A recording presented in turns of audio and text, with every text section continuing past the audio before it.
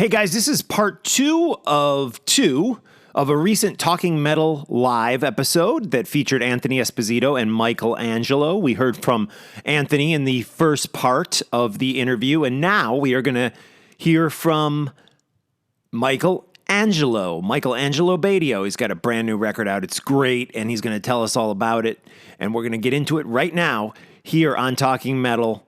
Michael joins us for house. And for the video portion of this, you'll get to see a little Michael Angelo Batio house tour, if you will, checking out his guitars. Of course, it probably won't play out quite as well in the audio podcast version of this, but it was cool. So if you're listening to this, I suggest you head over to the YouTube page and check out the video for it. And also subscribe while you're there to our YouTube page, youtube.com/talkingmetal. All right, here we go. A little Michael Angelo Batio. This interview, again, comes from a recent edition of Talking Metal Live, which features myself, Mark Strigl, and John Ostronomy. Michael Angelo Batio, but hey, Michael, he's just logged on now. And Anthony, thank you so much. I will be. Thank you for having me on. Thank you for having me on and let me promote Patina. Bye, Mark. Thank you. Keep us posted on all that new music you're recording. Anthony, it sounds like you're working with some great bands. We can't wait to hear it. And always an honor to talk to you. Thank you so much. Thank you for having me on. And ladies and gentlemen, a guy that I've been a fan of for many, many years, a good friend of ours, Michael Angelo Batio. Can you hear us, Michael? Oh, yeah. Hey, Mark, how you doing? Good. This is my co-host, John. He's hanging out in his apartment. I'm here in my basement. We're in New Jersey. Michael is in, I believe you're in Chicago, right? Is that? I'm like in the northern burbs, and I'm in my studio right now, which is in the basement of my house too. So awesome. Well, that's my hometown, Chicago. Hinsdale is where I went to high school and stuff, and used to go see you at the Thirsty Whale and the all age shows, and it was such a big part of my teenage years. And we'll talk all about that. But first, I gotta tell you, this new record that was sent over to me, More Machine Than Man. Once again, you're killing it, man. It's so good, and I have notes on the different songs that I like. And let's just start off. An instrumental record. When did you record this? Well, we started it. It was supposed to be a Nitro record, and what happened was we got Chris Adler from Lamb of God and Megadeth. Right, I remember that. And then he goes, wouldn't it be cool if we got Victor Wooten on bass? So I called Victor, and Victor's a fan of mine. And, here's the guy's 5-time Grammy award-winning bassist. But what happened during this is Chris got a really bad shoulder injury. He got into a terrible motorcycle accident. All these things transpired, so it delayed the record. So a lot of the material I wrote in 2017 and 2018, and the record was finished last year, but we couldn't release it around Christmas. We were going to release it in the beginning of this year. And then all of a sudden this COVID stuff happened. So it got delayed till now, but it's all new material and all songs that I wrote. And then a couple of the songs were produced and arranged by Josh Wilbur, who got the Grammy for Megadeth's last album. And he also engineered Chris's drums too. So I was really happy. So it's Chris Adler on the drums, and on the bass Victor is on the bass too. Only on one song though. Okay. And Chris didn't play everything because he got hurt before. Right. So what I did was I'm a good drummer. I'm not a great drummer, but I'm good. There's so much cool drum software out there, and Chris actually did a whole program of his MIDI drumming. It's really Chris, but they converted it to MIDI files. So what you don't hear Chris physically live playing, I'm using MIDI files that Chris would use. So it's really cool. Michael, that is amazing. Now, are you engineering as well as playing? Well, I'm a good tracking engineer. I took courses on it, but I can't mix it all. And the only thing I can track is I'm good at tracking guitars, bass, and keys. If I need an acoustic guitar, I never mix my own albums or master. I stay in my lane. And like a lot of people, we all have home studios, but you need the bad boys to mix it. I'm sorry. Or to track. There's no way I can track drums. I mean, I might know how, that doesn't mean I'm good at it, you know? So I know my limitations, and but you know, I'm a writer and I can record my guitars, but even when I record guitars, I have an engineer that I've worked with come in and mic up the amps. You know, I like to use real amps. So, and then I sometimes back them up with direct sounds that you can reamp later. So, oh, my phone's going crazy here, but yeah, that's a good question. And I wanted to ask you about some of the individual songs, because like I said, I've really been enjoying the record. Again, more machine than man. Now, first, let's start. It's obviously a song on the record, but it's also the title of the record.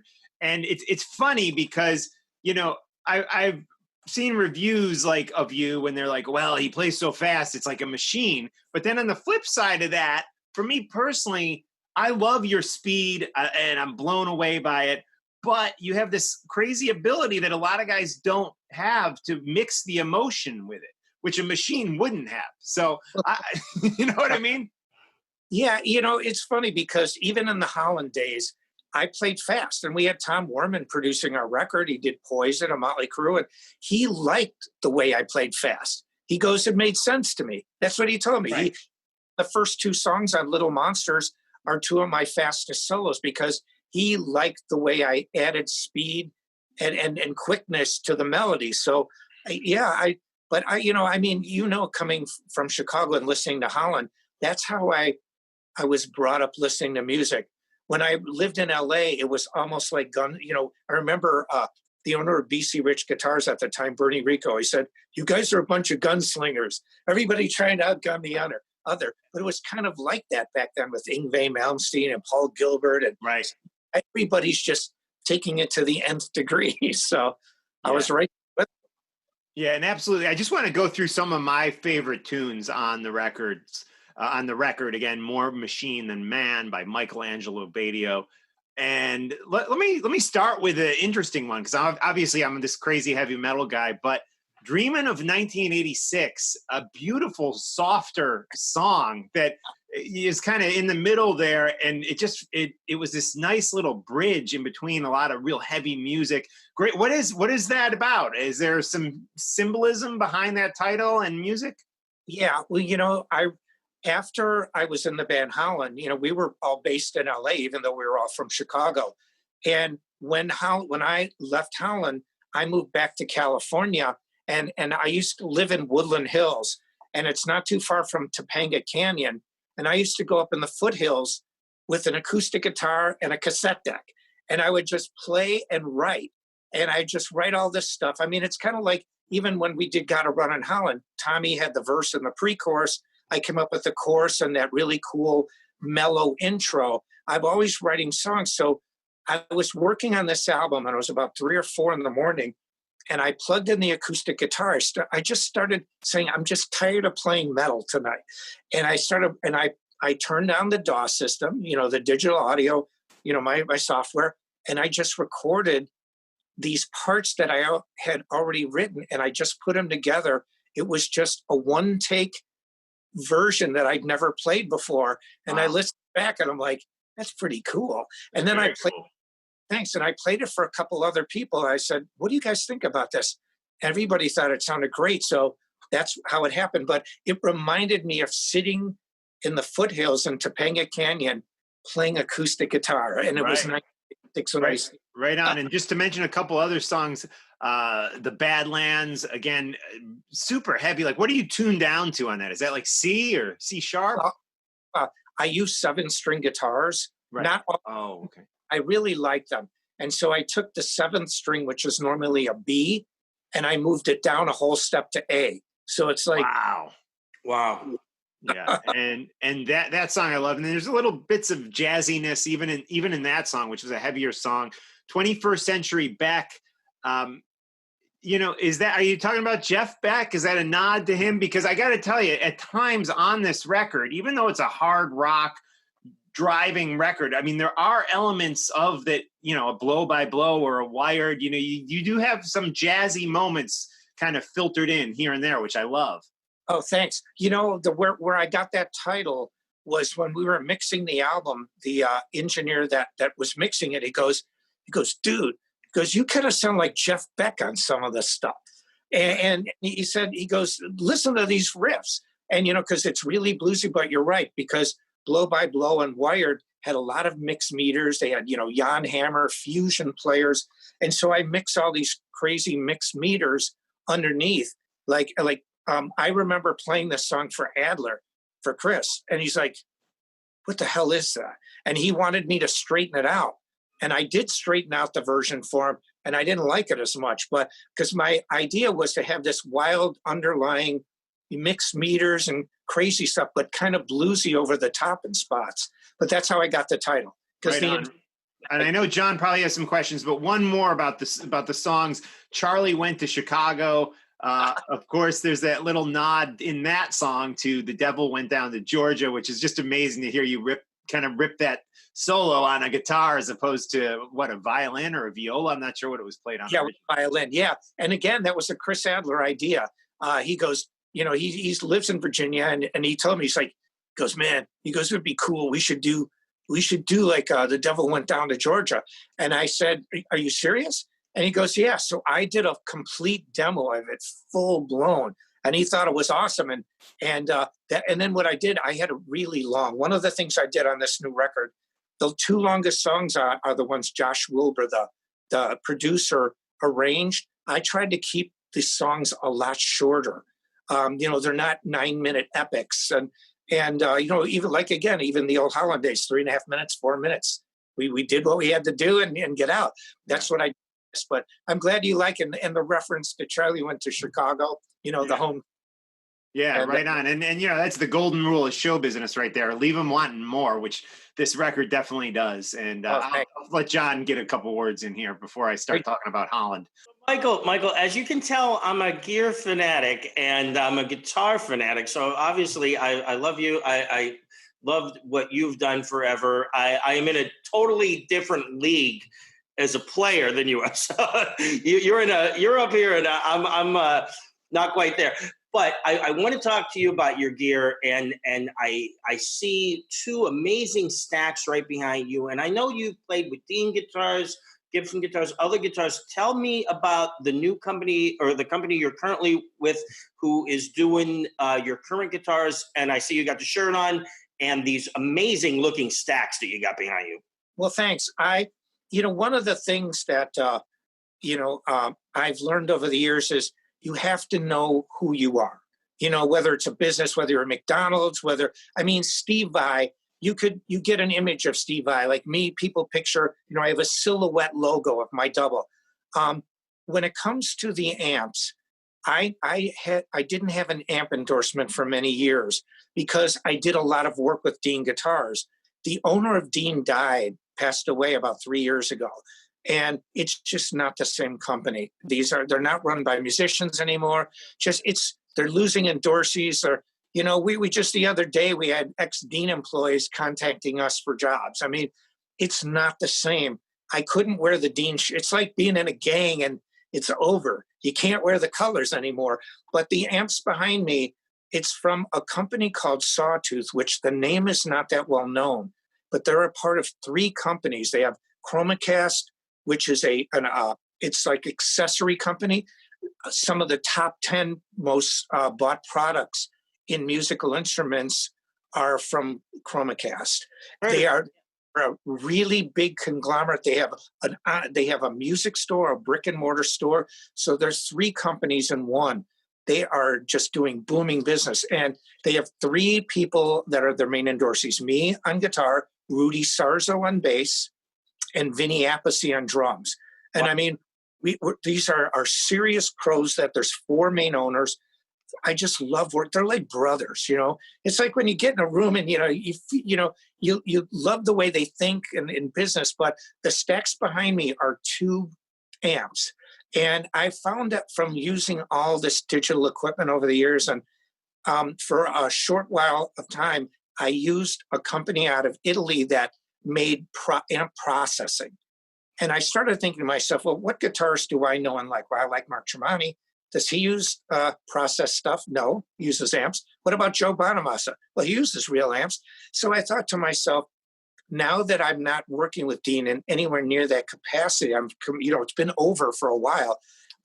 I'm basically touring now when I play live. So I just love they're all tube heads. I have my own signature amp coming out, but with this COVID thing, it got delayed. But we can have a vintage 30 in there and, just nice beefy tubes. And that's what I like.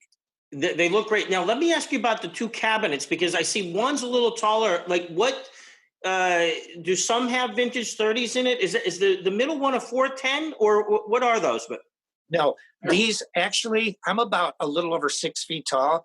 If I stood next to them, they're like 3/4 size stacks. So see, they look like where you're sitting down. I thought they were full size stacks.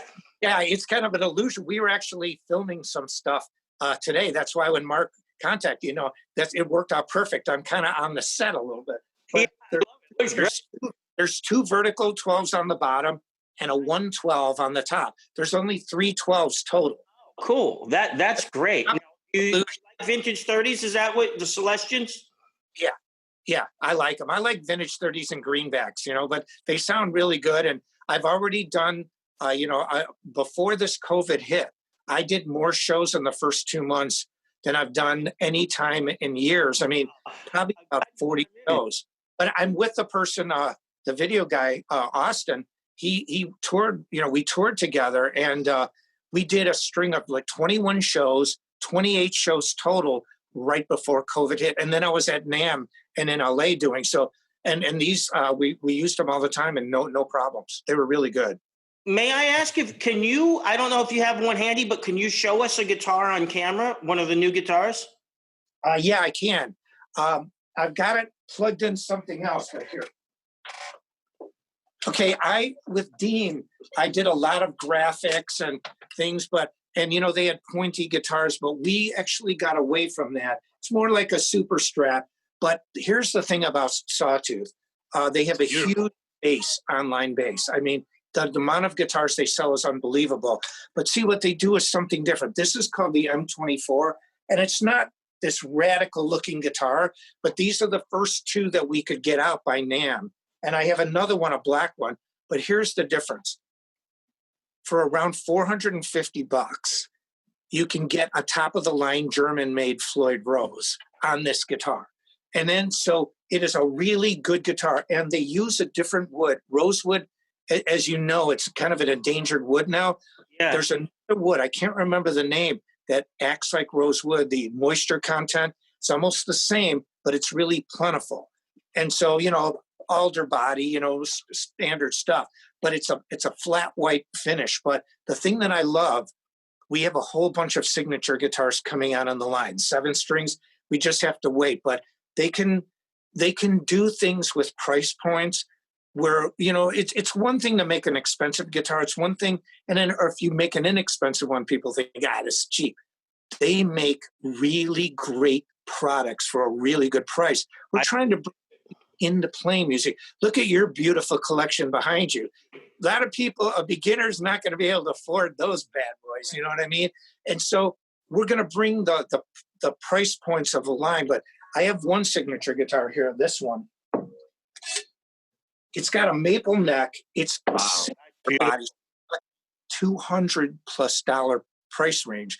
And then they have upgrade kits where you can get Seymour's, all the top quality parts, top quality electronics. But they really are a great company. And I mean, for Vinny Appice to leave a Dean company, their drum company, to come to Sawtooth, he could be with anybody too. So is Rudy Sarzo. But they're bros, they're brothers, they're great people. And we've just started with my signature line.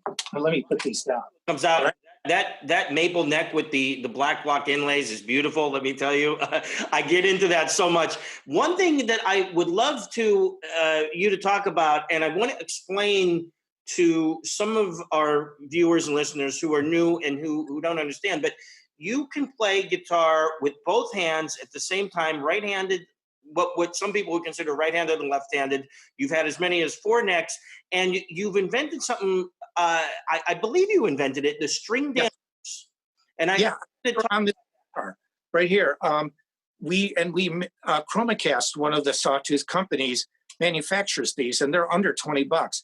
What I needed was, when I'm playing 2 guitars at the same time, there's no extra hand to stop the strings. And, people can make jokes, well, you can use other body parts, but, it's like, what can you do? So I did some research, and there was a American guitarist, but of Dutch descent, named George Van Epps. In the 1950s, they came up with a very crude style damper, he called it, and it was to do it's to block noise, so you sounded cleaner. So I re-engineered it. I got a patent on it, and that's what I put on the guitars. But people like Jennifer Batten use them. There's a lot of young up-and-coming musicians that use these because it's great for tapping, and that's what we do. And they work great for the double, because once I clamp this down, like if you can hear,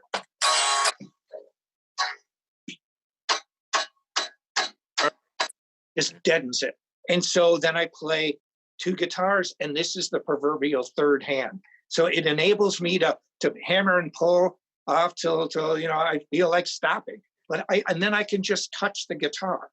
It really, because only what I touch plays, unless I really make a bad mistake, which hopefully that doesn't happen.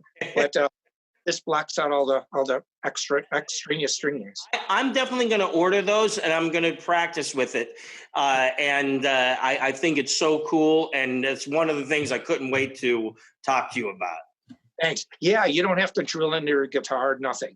It doesn't. More amazing. So you don't even have to put a screw in there. You can add that to the guitar under the strings on the headstock, and there's no drilling involved.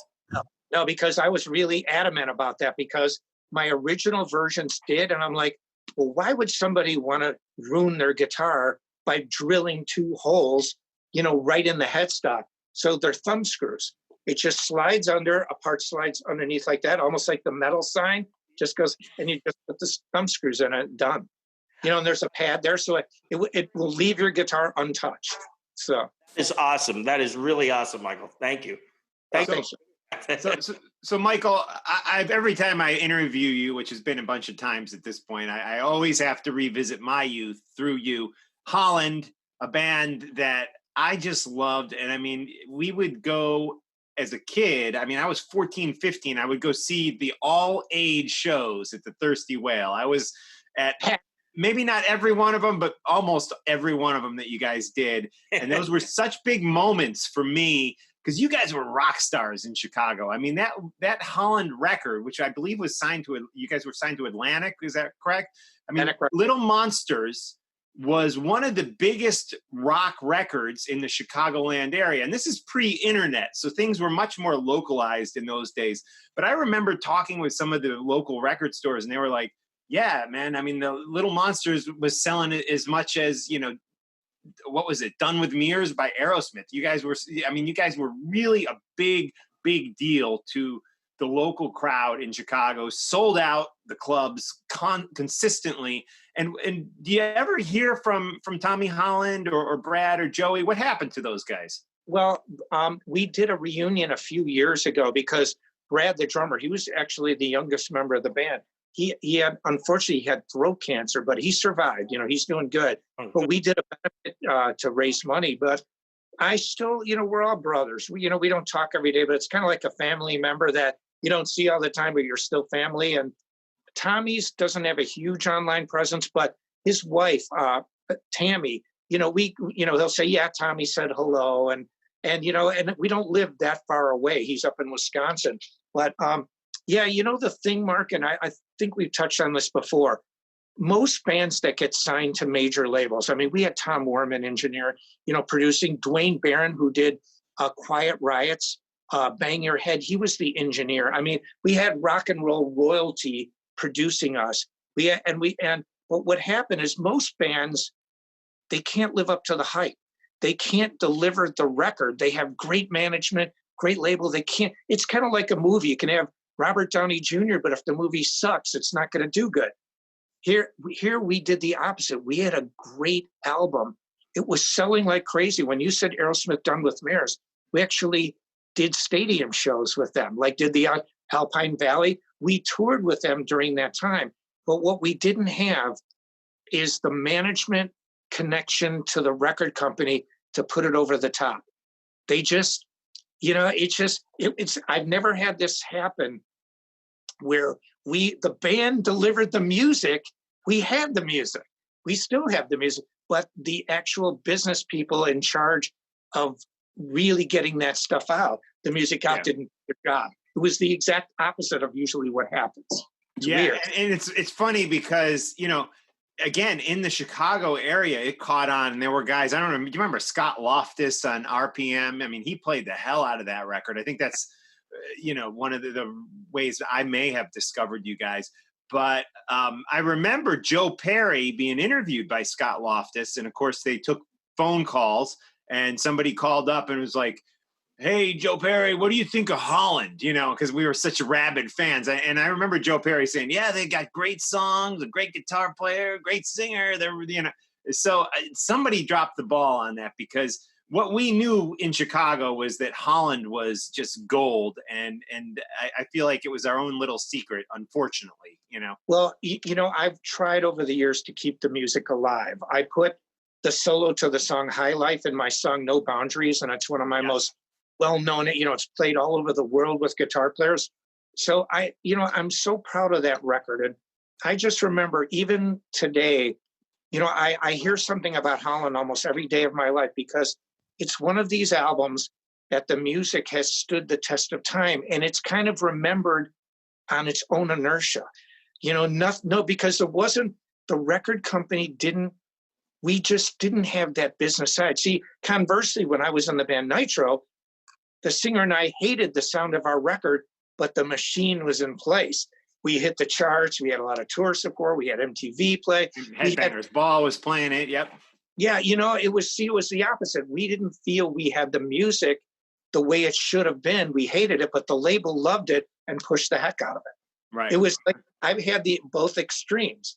And so, but yeah, this Holland thing, it's really close to me, because it's like you said, we were so popular around here. And I mean, even on restaurants, like they had that Brat Stop, that really famous restaurant in Kenosha.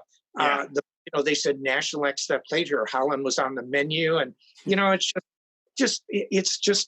fun. And but even now, people ask me, especially a lot of younger people that are into 80s music, I get, dude, that song Gotta Run, or they like Wake Up the Neighborhood, and the big three that I hear all the time: Gotta Run, Basics of the Bullet, and Wake Up the Neighborhood. Those are the three that seem to be the most popular. I got to put High Life in there too, because that was a great one too. I mean, there's the thing with Little Monsters is, and guys, to our listeners out there, I'll play some of the music on the podcast, which I have in the past, but it is a perfect record through and through. The songwriting is just fantastic. The musicianship, great. And great stuff. And thank you for giving us so much good music through the years, Michael. And I want John, I'll let John throw over to John for another one, get a few more questions in here. I go back to my music gear. I'm a music student. Mark and I met at Berklee College of Music. So I actually went for drums, despite the fact that I got all these guitars. And believe it or not, I started out on keyboards. So this is, I just like all gear. But anyway. Yeah, you're very well educated and rounded musician. That's great. Thank you. I appreciate it. Now, one of the things I think is a cool story, and I'm going to tie Mark into this too. You did an instructional video called Star Licks. And Mark, you have that, right? Absolutely. Yeah. And the coolest thing about, the video is a great video, but there's a great story that Dimebag Darrell, the legendary, late, amazing guitarist, was a real big fan of yours. And I wondered if you can, Mark, show the picture again with the guitar like this. Yeah. I want our viewers and listeners to see that you play with two necks, because some people just don't understand that. Not a double neck, a double guitar, right, Michael? That's right. Yeah, Jimmy Page uses double necks. Right. That's right. Playing like this with your guitar connected in the middle, and you even have one that has four necks, and that's so right. It's just unbelievable. Let me just set these down. What a collection! Yeah, he's got some beautiful Les Pauls. So I wondered if you could tell the story about you and Dimebag and your interactions with him, and how he was a big fan of yours. Sure. I was in the band Nitro, and we were doing our second record. Now, at the time, our first album was extremely successful. The label loved us. They quadrupled our record budget for the second one. But they said, and we were hanging out with probably not the best people like CeCe DeVille and Steven Adler when he was in Guns N' Roses. Me and the Jim were the band. And we were hanging out with all the rock and roll elite. And, we're not druggies. Neither one of us do drugs. But the label just thought it was too toxic of an environment for us to do our second record, even though we did the first one in LA. So they sent us to Florida to a place called Full Sail Center of the Recording Arts. It's in Winter Park, still there. And we said, we don't want to go to Orlando's Mickey Mouse. Mickey isn't metal, and they were laughing. They go, you guys are going. So the singer and I, we rented this killer house. We flew out, our road crew had to drive 3,000 miles across country. But my guitar tech at the time was named Dragon. He was from Fresno. And back then, everybody was like, dude, full on ecstasy, bad, bro. Like we all talk like that, bro, dude. And so he gives me a cassette and he goes, bro, you got to hear this new band. I go, what are they called? He goes, they're called Pantera, dude. I go, what the heck is a Pantera? Puts the cassette in. I hear Cowboys from Hell. I'm like, oh my God. And then he goes, they're playing in Orlando in a couple of weeks. So we bring the entire band, the posse, our roadies, everybody was living in the house. We drive into this club called Plus 3. And we knew the really, hot female bartenders there. And we knew everybody there because, we had already lived in Orlando and we're recording for about a month. Nobody's in the parking lot. We go in, we're literally the only people there for this brand new band called Pantera that's supporting this brand new record called Cowboys from Hell. And so I'm sitting at the bar. Pantera gets up on stage. I see this guy in these shorts, long shorts, and he's got like that weird pink beard and he's riffing. And I'm like, oh my God, listen to him. He sounds as good or better than the album. So I walk up to the front. Now picture stage left, audience right. That's where Dime was. I'm about 10 feet away from the stage, and the music stops. I'm the only guy there. There's only a couple of people in the audience. And he literally goes like this. He looks like this to dim the lights he goes, is that Michael Angelo? I'm like, yeah, bro. He goes, I got your instructional video, dude. He goes, you're like my guitar teacher, bro. I'm like, awesome. And then he goes, Pantera's dedicating a set of tonight's music to Michael Angelo. And then we got off stage and we became friends. But he told me how much it influenced him. When you hear some of the licks on my instructional video, people have pointed out that they're reminiscent of riffs he played later. And he was supposed to play on one of my solo albums. The next tour stop was Chicago before he got shot. And we were ready in the studio for him. It was really sad. But, I won't say it was my best friend, but we were good friends. We knew each other pretty well. And you've paid tribute to him on album with some beautiful actually playing some of his music, right? Can you talk a little bit about that? Yeah. Not on the new record, but previously. Yeah, I did 2 cover albums. And because, the new record's all my music, but one of them was called Tribute to Dime. And I had a sound-alike singer that sounded like Phil on there, and he did a really credible job. And, I just tried to, I've said this, I can't play Dime better than Dime could play Dime. Just like I can't be a better Randy Rhoads than Randy Rhoads. So I don't try. I try to do my best interpretation of their music to pay tribute. So that's in my mind, because sometimes people say, well, dude, it doesn't sound like Dime. Well, it's not supposed to. I'm not Dime. I want to play his music to give a tribute to him in my own way. But it's done really well. People like it. I love that. And Michael, you don't have to go run and get this because I know it's way back there, but I see a blue burst, what looks like a Dime style Dean in the back there. Is that what that is? Yeah, this is, I have a pretty good sized guitar collection. I could actually walk upstairs and show you guys. Got to see some wild stuff. See it if you could do it. Okay, let's do it. Hang on a second. This is amazing. I have the only Gibson double guitar ever built. I have a Gibson. All that. I showed a picture in the show open that was you with a double guitar, and I saw the Gibson logo on that, which I want to ask about. I'm walking upstairs, so this is like real time, real life here. I love it. Michael Angelo Batio Cribs going on here. Yeah. It's like MTV Cribs. Okay, I've got this on the everything. It's getting dark out here. Okay, hang on. I see lots of guitars. Amazing. Yeah. Oh my God. Okay, I don't know if you could. That's incredible. Oh, Wow. There's about 90 in here. right. I see it against the window. Is that it? Yeah. Oh, Can you good see eye, more lights? Yeah, I see one of them there. It's kind of a charcoal color. Oh yeah. Are you talking about the Dean guitar here? Oh no, that's great. But I'm talking about the double guitar in the back, kind of in front of the window. Okay, yeah. Here. I don't know if you can you see that double? Yeah. That's my last Dean one before Elliot died. This one here, I wish I could turn. This is the only Gibson double guitar ever made. I'm going to put my phone towards the guitar so you can see. Yeah, I love that. Wow. The headstock says Gibson. It was. It looks like two Explorers. I wish I could tilt the camera the other way, but well, no, we can see it. We can see it great. It looks amazing, and I saw the Gibson logo on the headstock in the picture that I posted. Yes, yeah. See, and you know the 4-neck quad guitar that I had in Nitro, that was a Gibson, and it was built by Wayne Charvel, so it's a Charvel Gibson. But I've really cool collecting guitars. I don't have nearly. You have your collection is completely different than mine. I don't have a Les Paul in it, and you know, but I've got some old Fenders. It's not that I don't want one. I don't like Gibsons. I love Gibsons, but I have a lot of old Deans and you know, I have prototypes and things that I've gotten, like crazy guitars, like Washburn 29 fret guitars and 29 frets. That's amazing. That's really amazing. Yeah, but I love them. You know, like you love them. It's great.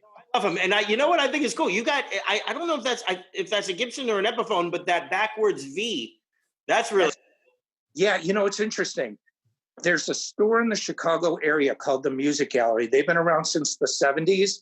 They're a diamond dealer, which means they're in a very affluent area, Highland Park, Chicago. It's like Beverly Hills.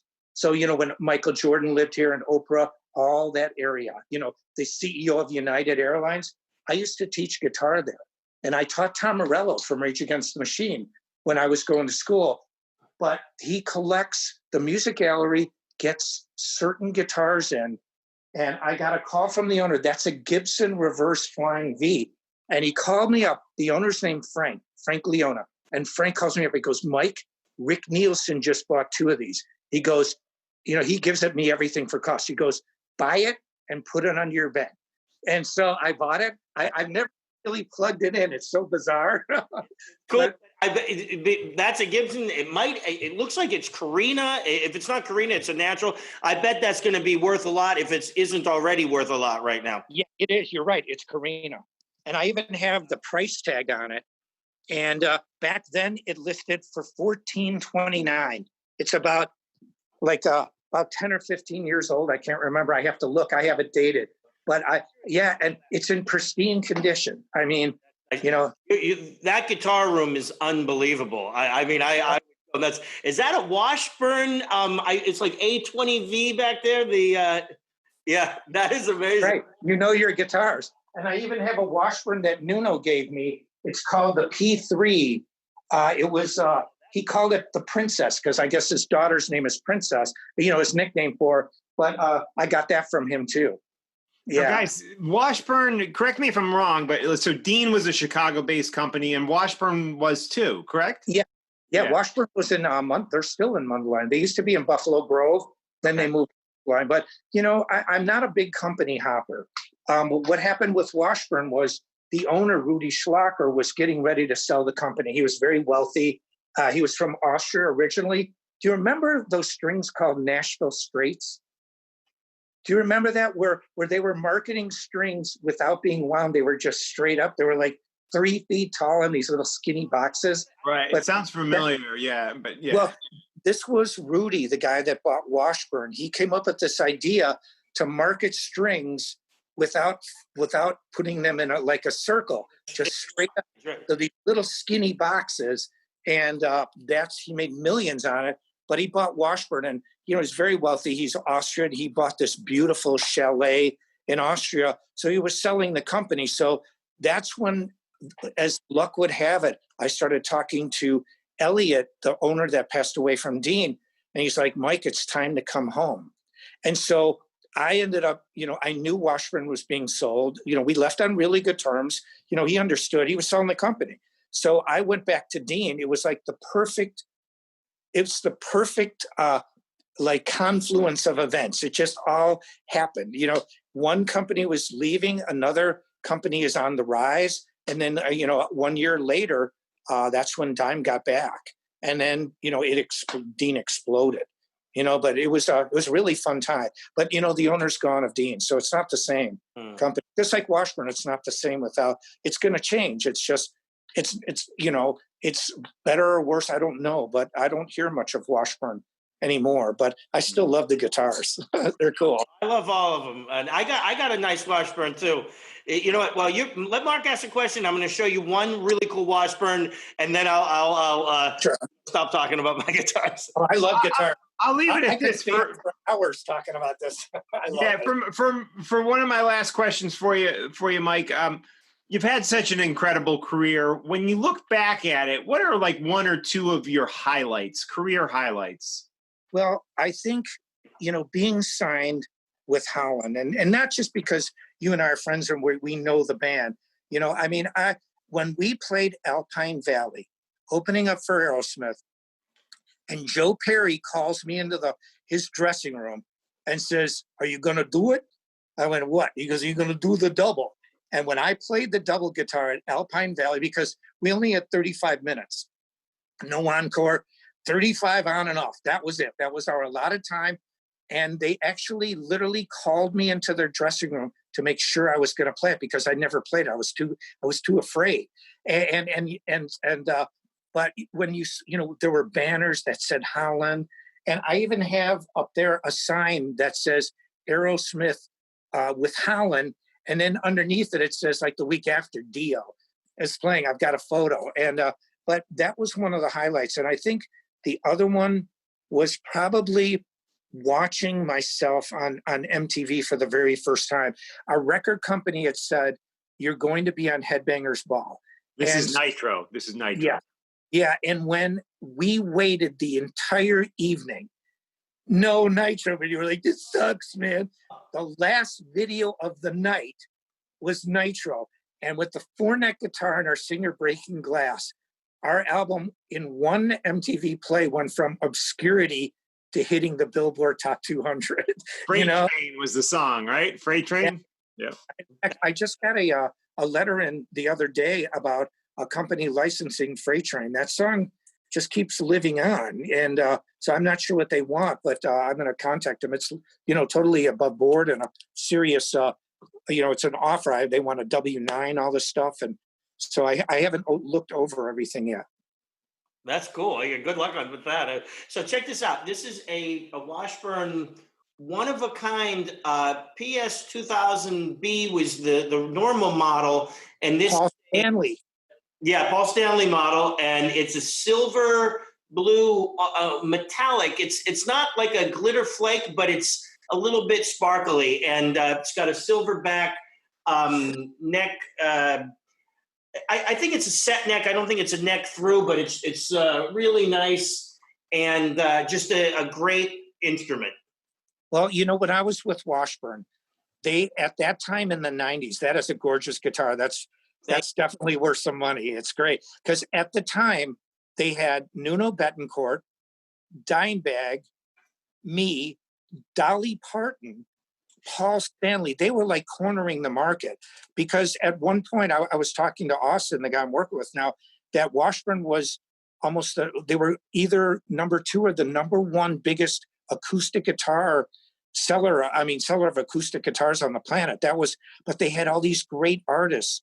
And then the owner, a few years later, he was older at the time. He just kind of lost interest. But it was so cool. I remember when Paul Stanley signed with Washburn, we were like, man, that's amazing. You have an amazing guitar. That's great. Congrats. Love it. Yeah, so it's awesome. Michael, I had so much fun talking gear with you. Yeah, me too. I love it. Too, but I'm such a gear nut. I let Mark talk about the music, and I was the gear guy tonight. But I still love the music just as much. But yeah, and the new music, Michael. Again, I'm really, really enjoying it. The album again, More Machine Than Man, out on Rat Pack Records. It's out now. It's been out, I think, 1 week today, June 19th. And yes, on the podcast version of this, we will play some music off it. I think I want to play after your interview here on the podcast version. We'll do the Badlands if you're all right with that. Oh yeah, I love it. Thank you very much. Yeah, that's great, Mark. Thanks. And again, we encourage everyone to check it out. It's up on Apple Music, Spotify. You can buy a hard copy of it on Amazon Music. And Michael, where's the best place for people to get in touch with you online? Well, my website is handswithoutshadows.com. That's my Chinese name, Hands Without Shadows. But also just Michael Angelo Batio on Facebook, Instagram, Twitter. I'm pretty easy to find on those social media sites. Absolutely. And it's a weird time right now, but we hope that it passes soon and we need you back out on the road. I'd love to see you play in New Jersey. I know you played some shows out in Queens, but we'd love to get you down here to New Jersey soon. Yeah, I would love it too. I'm going on tour again at the end of July. It starts in Milwaukee, but the number of shows is not like we did 21 shows in a row. And okay, it was the South because it was wintertime. It was in January and February. I was on the road all through January and February, literally from the 9th of January till almost the beginning of March, I was on tour. But it's this next tour, some of the shows are confirmed, but it's maybe 9 shows in August, not a normal tour like 20, 25. So, and hopefully my routing is going to take me east because it's warmer out. But I hope we can go to New Jersey, but we're not sure. We just, my agent, we're going to talk to see what we actually have. But what I have given myself the internal nod, whatever is booked, I'm doing it, because, just get out there and tell people live music is here. It's still here. Yes. So, not about, it's not going to be a big money maker. You can't, if you're going to play 10 shows in a month, but the shows that are booked, they're confirmed, and I will be there. Well, we will be at any show we can get to in the area. Cool. Thanks, John. Well, if we have to, but as long as it happens and we can get there, we'll be there. Cool. Awesome. And as always, that Washburn blew my mind. The Washburn guitar. Because we were just talking earlier today about Paul Stanley being with Washburn. And you have, because correct me if I'm wrong, but his guitars were more black and had that kind of mirrored, yeah. That's like a real collector's item. And then they did some one-off finishes, and this is a one of one that was made out of the custom shop with this finish. Bad. That's great. Yeah. Here's a little. Right. I'm sorry to interrupt. Oh, go ahead. No. Well, my last thing about Washburn. One thing that a lot of people don't know about Washburn, there was a guy there during the time with your guitar, and when I was there, named Yuri Shishkov. Yuri came from the Soviet Union. He made his own tools. He was one of the greatest luthiers that's ever been on this planet. His inlay could. I love Paul Reed Smith. It could smoke the dragon, Paul Reed Smith guitar. Wow. He was now a master builder at Fender. And then he's beyond a master builder now. This is how good he is. He probably was one of the guys that worked on your guitar. Wow. And so, they had a real magical person there. He was one of the greatest luthiers that really existed on the planet. And he was with Washburn during that time. That's unbelievable to think that this guy might have worked on this guitar.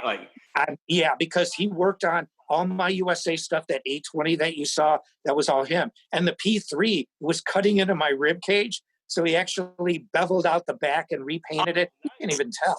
I mean, but I'm pretty sure that he probably worked on that one. I can't say for certain, but that's a bad guitar. Up and research him. That's so. I'm totally into that stuff. Yeah. Yuri Shishkov. Yeah. Absolutely. Wow. All right. Cool. Thanks so much for everything. Were you going to say something, Michael? Oh, I said thanks. Thanks for having me. Oh, you bet. So And much fun. thank you, Michael, for all the great music throughout the years. I mean, you've been really, literally like a soundtrack to my life. So thank you for everything you've done for us. I had a great time. It was almost 5 years ago, if you can believe that we hung out at VH1 and did that cool little video that was on demand on cable TV networks and on VH1.com called That Metal Gear. Maybe I'll post that again in the show notes for this episode on talkingmetal.com. No, it's hard to believe it's gone by so fast. Yeah, it really has. Somebody told me the other day that was 5 years ago. Yeah, and I still have the laminates. I still have the original shirt. You know, it was a great time for me. And, us hanging out and, I mean, we have a lot in common musically. So, it's great to talk about it. It's awesome. Absolutely. And anytime you need anything, please reach out to John and I. We are here for you. And stay safe and good luck with everything, Michael. Thanks. Thanks, Mark. Thanks, John. See you later. Michael, thanks for coming. Bye. Take it easy. Bye-bye.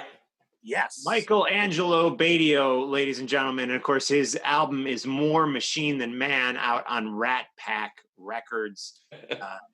Always love that guy. He's a fun interview, isn't he, John? He's fun to talk to. Good guy. I like him. We gotta, next time I'm hanging out too. we gotta start going to shows again if there are shows, Yeah, for sure. And he'd be a good guy. Whenever I feel like I got to get to Chicago because there's all these people I want to hang out with. Him, Chips Enough. It'd be fun to go there and just there's a lot going on there. I'd like to go by my old high school and an old house because everyone thinks I'm a Jersey guy, but here's the thing. I was actually born in Buffalo, New York. Then I moved down to Jersey, lived here for a while. And then at the end in the middle of 8th grade, I moved to, no, that's not right. At the end of 6th grade, I moved to Wisconsin. Then at the in the middle of 8th grade, I moved to the Chicago suburbs where I stayed through the end of high school. So people are like, oh, well, you only were there less than 5 years. However, at that time, as you know, for a teenager, 5 years is a long time, a big part of your life. So I have this part of me that always feels like I relate to the Chicago suburbs and the city of Chicago. If the music at the time, if the music that really meant a lot to you came out during that time, then that even makes it mean more to you because you went to shows in that area. And yeah. I mean, all my first concerts were in that area. Saw Saxon and Motley Crue at the Aragon Ballroom, which was technically my first rock concert. Although in the 70s, as a little kid, my parents took me to see Chuck Mangione a couple times. But so my first rock concert was Saxon and Motley Crue. What was your first concert, John? Was it Twisted Sister Queensryche or was it Kiss? Look it up. My first metal concert was Twisted Sister Queensryche. My second was Kiss and Accept. But like you, my parents took me to see Sha Na Na. That was my first actual concert. Right. And then I saw another band called Danny and the Juniors, called The Angels. It was like a 50s group. Those were my first technical concerts, but my first rock concerts were very good memory. Twisted Sister Queensryche, 1983. The first time I got it right, because remember Jeff Tate corrected me? Right, yeah. You always said 82, and he was like, no, that was actually 83. 83, yeah. And then on March 4th, 1984, I saw Kiss with Accept opening. Accept had the Balls to the Wall record, and Kiss had Lick It Up. Yeah, and I will say that a big early musical experience for me was before I moved to the Chicago suburbs. I was living in Mequon, Wisconsin, right outside of Milwaukee. And there was a couple things that happened. We went to a thing called Summerfest there one summer, which I don't remember what bands we saw, but there was a bunch of different bands that we saw that they are rock bands, which I'd have to look up who they were. And then I feel like there was maybe one fairly bigger band. And then there was also, when I lived in Wisconsin, at Lakeshore Middle School, I went to the dance. I didn't have a date or anything. I didn't even dance, but I went just to see the band. And I remember they were a cover band. They did Abacap by Genesis. They did some Loverboy tunes. I remember they ended with like Stairway to Heaven. It was like an epic night and people were rocking out. So that was a big musical night for me. It's amazing how much those musical memories stick with you. And they say it's because you replay them over and over again in your mind. Like I was looking at ticket stubs the other day. I was like, I don't even remember going to this show. But however, talk to me about that first Motley Crue concert I saw, or seeing Holland at the Thirsty Whale in Chicago, or a Lakeshore Middle School dance in Mequon, Wisconsin. Those memories are so still vibrant in my mind. Believe it or not, I know what shirt I wore to school the day after the Twisted Sister Queensrÿche concert or the Kiss Accept concert. I remember after Kiss Accept, for some reason, my friends and I decided to wear the Accept shirts first and the Kiss shirts the next day. I mean, it was amazing time. And believe me, I remember things related to concerts in my high school years more than I remember what I did last week. Right. Yeah, totally. Hey, John, I'm going to grab a beer because I had that small glass of champagne and one IPA, but I feel like I could grab another one. It's literally right around the corner, so you won't have to wait. But when I come back, I got to ask you about a guitar. Maybe while I grab the beer, you grab the guitar. Now, I saw it before when you get up. It got up. It's the blue silver guitar. Oh. It's like sort of. I'm going to grab it, and then by the time you get back, I will have it, and then I'll talk about it. Yeah, cool. Okay.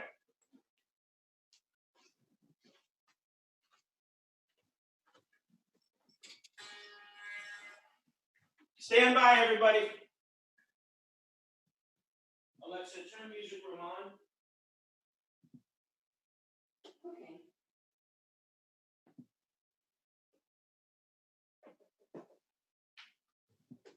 Hey, everybody. This is it. I'm going to put my other guitar away. Hang on.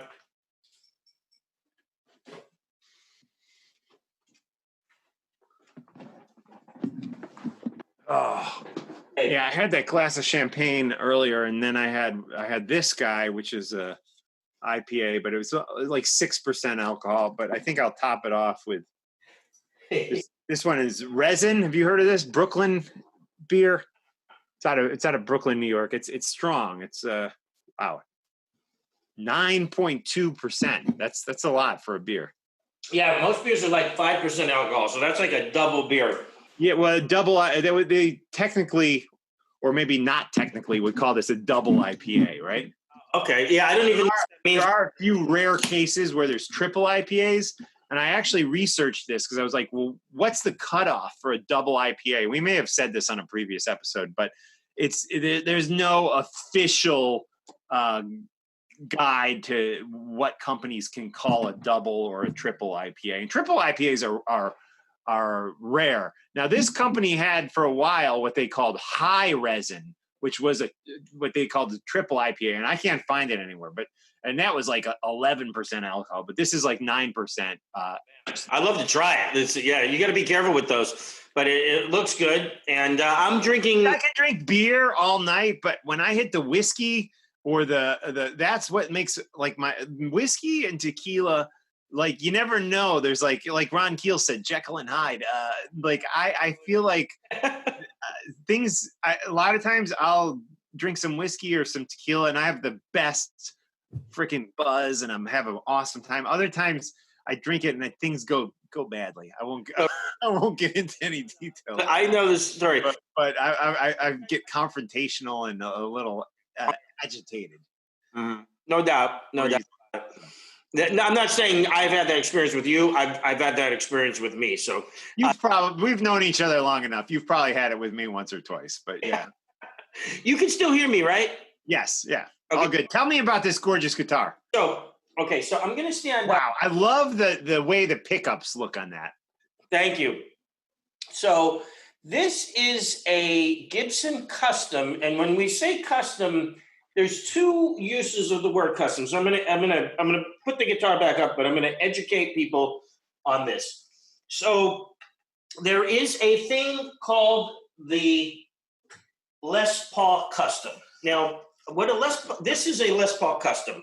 This is a custom shop Les Paul. So two different things.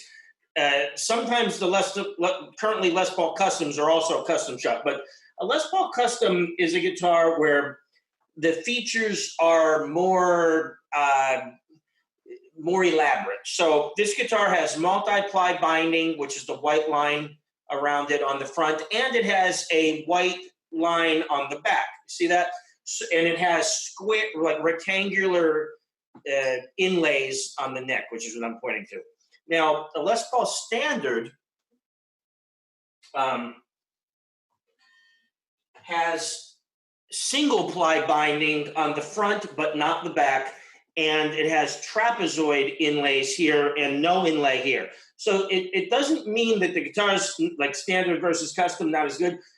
Like some Les Paul standards can cost 10 times as a Les Paul custom cost. It's just the different things that denote why the model is called what it is. Now, this is what take the finish off. This is what a Les Paul looked like in 1954. Believe it or not. It had this wraparound bridge, and this was, and it had different pickups. Now, what this is a replica of the Jeff Beck Oxblood model. Now, there's a guitar called Oxblood referring to, I believe, the finish. It was kind of like a dark red. And his guitar was a 54 Les Paul that had what were called P90s, I believe, or soap bar. I'm not that good at some of the really old stuff, but these pickups were a little thinner. So when somebody, maybe even prior to Jeff Beck buying that guitar, modified it and put these normal size humbuckers in it, they did it a little wrong, and as a result, there's this little gap. See that right there? The little sliver of finish. Oh, right. Wait, was the gap by the pick guard there? Yeah. Yes, yeah, absolutely. What happened is that when they routed out from this little pickup into a bigger pickup, they didn't do it perfectly like the newer Gibsons were being made. So when they put a pick guard on it, it didn't quite fit right. And so what's really cool is that Gibson replicated that mistake on purpose on this really, really special 1954 Gibson Custom, meaning it's made in the custom shop, silver to blue sparkle Les Paul. It's got a black back. It's got a really fat neck. It's got a truss rod cover without any other plies, which is neat. And it has some really vintage style Gibson tuners that you really won't see on. I mean, they're shaped differently. They're different kind of tuners, and you really won't see them on a lot of different Gibsons because Gibson uses either they called Clouson tuners or Grovers. So this is just a really special guitar. I love it. It's my favorite guitar to play, and despite the fact that it's got a fat neck, I feel like my Gibsons have Grovers on them. Yeah, Grovers are amazing. I mean, Grovers, I personally love Grovers, but this has like some different style. And I normally would have thought that I loved the thinner necks, but it turns out I love this guitar. This guitar really is one of the best sounding guitars that I have. And I play it. It's my main guitar and like it gigs. Awesome. So we've had, I love it, John. Thank you for sharing that. And every guitar has a story. I guess we've been through about half of them at this point. So we've been through about half. I'm going to have to start going in the other room because, guys, I have another room where there are 2 rows of guitars. This is 1 row of guitars. In that room, I have amps, drums, and 2 rows of guitars. So I got a whole bunch more. Yeah, absolutely. Well, we could do a brush with greatness, or we could call it a night, whatever you're feeling. I do want to play, you know what, just so for the podcast version, we did play, after the Michael Batio interview, we did play that track, the Badlands, and that, of course, is new Michael Angelo Batio music. So I just wanted, for the podcast version, you will have heard that song after the interview there. You want to throw to a song now, or do you want to come back later and then throw? Yeah, for the podcast version, we could do another song. I mean, should we do something from Anthony's catalog? Yeah, let's do. Why don't we do a song off of Wicked Sensation? Yeah, well, I mean, the title track, you can't go wrong with that. But so this first side of that record is so good. Let's just put River of Love, right? It's on that. I just want to, yeah, River of Love, man. Can we do that? Sweet Sister Mercy is also awesome. Maybe let's do River of Love. Is that all right? Sounds great. Why don't you intro it? Yeah, so on the podcast version, River of Love, here on the Talking Metal podcast. A little Wicked Sensation, a.k.a. Lynch Mob, Anthony Esposito, a songwriter on that. I guess he did some of the lyrics, it says. Also Max Norman and George Lynch, songwriters on that. Oni Logan, too. So good stuff. Anthony's connection was a little wobbly. You know what it is Anthony's studio and complex. I call it a complex. It's like it's not like the Branch Davidians, but it's a complex. Right. It's great. Anthony has a big farm with acres of land in the middle of Pennsylvania, and big rock stars, big producers like Max Norman, Jakey Lee of Ozzy Osbourne fame, and Badlands, and everything else Jake has done. They go there and they record, and because it's this remote location, the internet service isn't that great. So Anthony and I worked to get the video as good as we can get it, and unfortunately, it's just the internet just isn't that great. Now, in the future, maybe we can do something where he's using his telephone for the audio and his something else for the video. We'll work that out for the next time. But yeah, we'll work it out. It's all right. I mean, we got the main gist of it. I mean, the audio wasn't as bad as the video, but it is what it is. You know, these are live shows. We're rolling with it the best we can. And when somebody has major television networks have similar issues, and I see the same thing on CNN. You know, it's like yeah, exactly. Stuff. It's just the way it is right now. And Michael, on the flip side, Michael's connection was perfect. So yeah, great connection. I have a weird thing because I wish I could just grab what I'm working with and bring it around, but I'm not set up in a traditional way in front of a computer. I have more of what I would call kind of a studio setup, where I've got two computers here, two laptops, one with each hand, almost like Michael Angelo Batio. I can type with both hands. And then I've got a monitor here with a camera on top of it, lights. And so if you see me looking to the left or right, that's because I'm typing. But when I want to look at you or any of our guests, I look at this monitor. Right on. I gotcha. Crazy stands. Like I went out and bought gear from Amazon.com and also music stores where I've got professional heavy duty, but bigger than like drum hardware stands that have their trays for computers and laptops.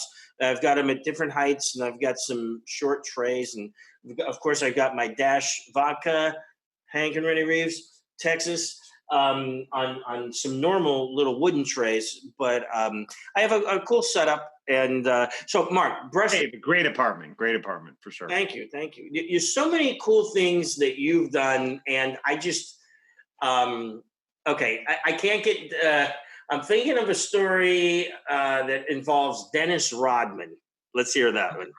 All right. Short story, but let's hear it. Yeah. So this is what we call brush with greatness. If we were a TV network, a big graphic would come in. Brush with greatness. Yeah, but John and I have had a lot of brushes with greatness. Yeah. And for this, I love to tell the stories of meeting people. The Dennis Rodman thing, it's not that. It's a pretty short story. So obviously, and John, I don't know if you're a basketball guy, but the documentary on ESPN, The Last Dance, which stars Dennis Rodman, is on right now, and they do a new interview with him, and they talk about the Bulls. But this guy, you know, not only was a part of possibly the greatest lineup of a basketball team ever, you know, Pippen and Jordan and Rodman, the list goes on and on, all playing together on the Bulls in the mid to late 1990s. He was a maniac. And if you see this video, this documentary on ESPN, it's on demand, highly recommended, The Last Dance, 10 episodes. They definitely go into that. I mean, the guy's a crazy man, or at least he was. I saw he just tweeted, because I follow him on social media. I guess he's been sober a couple months now. So good for him if that's what works for him. But anyways, we were at the infamous post VMA party at the Bryant Park location, which was just craziness. And I can't remember if this would have been 96 or 97, but it was one of those years. Say it was 96, but they might have had more than one party at that. Oh, they had like 5. They had like 4 or 5 parties there where MTV literally rented this massive park in the middle of Manhattan, and no one was allowed in the park except stars and a handful of lucky MTV Networks employees like myself. After the real fast, and I'll shut up. In 1996, after Kiss played underneath the Brooklyn Bridge, I went back to my office, and then I went over to the party, and guess what? I fell asleep on a park bench at the party, and when I woke up, the party was done. Like, I slept there all night. Wow. Is that? Well, at least you weren't in a median in the middle of Park Avenue. But I've slept in a lot of places. Median, on the street. That one I slept on a park bench. But so, anyways, I'm not sure if it was 96 or 97, but I'm at because I definitely was at the Bryant Park party for those 2 years. I feel like I may have been there in 98 too. But anyways, we're hanging out, and it's just like famous people everywhere. I mean, I remember Jenny McCarthy was there, and all these different people, and Mike Tyson and Flea, and just everywhere you look, you're seeing someone, Gwen Stefani. And so I'm hanging out, and I meet this guy, Ralph, who was Howard Stern's guy. I forget his last name, but Ralph. Cinderella. Yeah. And I've run into him numerous times through the years.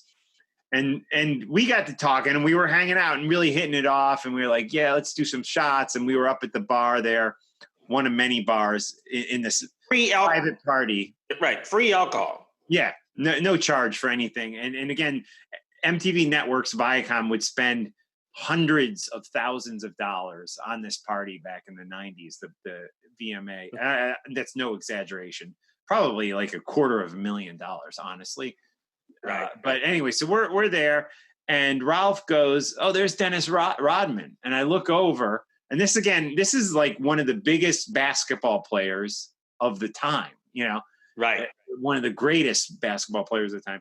And he's literally on the grass in Bryant Park, this big, tall dude, like laying there looking up at the sky, just like this. Like people are like walking, and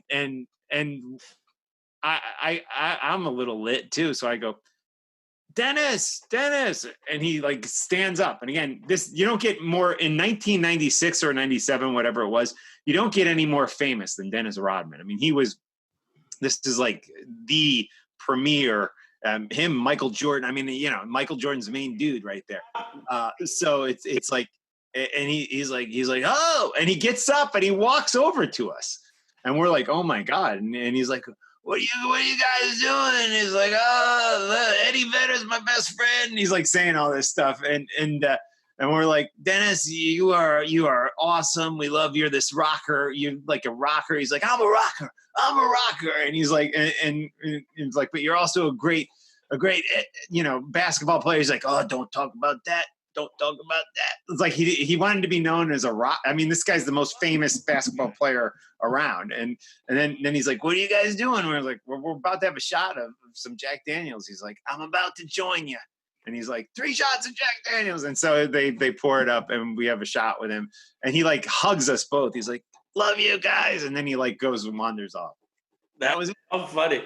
What's I mean, your interaction with him was amazing, but what was funny is that he's just laying on the grass. Literally laying. I have an image, like just laying, and then he stood up and he was like looking around, like didn't give a rat's ass, you know? I mean, and you got to remember, this is the 90s. This guy was one of the top players in the NBA at that time. I mean, absolutely unbelievable. Amazing story. And I mean, for people that don't know what Bryant Park is, New York has a big park called Central Park, and then there's a big park called Bryant Park, which is a little smaller than Central Park. But Bryant Park, it might be like 5 square New York City blocks, which it's like almost if you like in your local town, your town green. Like I know, like Morristown, New Jersey, has a town green. It's like 4 times the size of that. It's right by the big New York Public Library. You know what I mean? It's a huge area. There's a big library there. There's an ice rink there in the winter. And just to give you guys the size of it, the ice rink, like which is a full-scale hockey-sized ice rink, is just a little section of Bryant Park. So this park is huge. And so like when MTV would rent that out for or however I don't know if it's a rental or whatever you do, they must have rented it. I mean, they had to pay the city, or maybe they got because they were paying so much, city taxes. Maybe they got a break, but I'm sure they had to rent that. Yeah, and it's amazing. And I know one of the years that I was there, and I believe it was '96, the year I fell asleep in the park and woke up the next morning when everybody had left. I believe even Tupac was at that party. And sadly, Tupac passed away not that long after that. And that would probably have been '96, right? Because I think is that when Tupac died? I want to say he died in '96. Tupac. Yeah, I remember Tupac was there. I remember there was one party where your brother. He died in '96, in September of '96, actually. So it was probably days after that. After that, it's terrible, but. I remember that there was one party where your brother, and sometimes, you really, it was very difficult to get into these parties. And I say insanely difficult, but there was one case where somehow, I don't know if it was us or you or whoever, but your brother got into the party, and he was either with Gwyneth Paltrow or the other person you mentioned, the blonde actress. Gwen Stefani. He was talking to her or something. Yeah. Because you always just say my brother was She looked really good that night. I remember her that night. Yeah. You look cool and your brother looks really cool. My mom still loves when we did a Roy's Baby gig and your brother was singing and his hair was going crazy. Like that's one of her greatest moments of me on stage is not me, it's your brother doing his thing, singing with us. Right on. Those are fun times. For sure. I want to just give a shout out to some of the people in the comments. Okay. Victor Ruiz earlier was talking about that song "Waiting for Darkness" and how I guess "Bark at the Moon" in Europe had a completely in Europe. "Spiders" was the last song off of "Bark at the Moon." "Slow Down," which is a mellower song, isn't on the original release of the album in Europe. "Center of Eternity" is also called "Forever" on the European release. Very interesting, Victor. Did not know that. Big shout out to Matt Rankin hanging out. Couple snarky comments tonight. It's our first time getting some weird comments, but we won't mention those. David Quinn says, "Okay, so I'm not a musician. Wish I was, but man, I love these interviews and the insights shared by your guests. It's really special." Well, thank you, David. That's awesome. I got to say hi to Sherry and Michelle. Sherry says that Bryant Park is where Fashion Week takes place, and she's correct on that. John Simpson checking in, our good friend. Oh, by the way, Dave Arnold, one of our good friends, I was making a funny comment once saying, "We need you behind the board." And he's like, "I'm available when you need me." So we David Arnold, we get for free? Doing something one of these days. Do we have to pay him, or will he do it for free?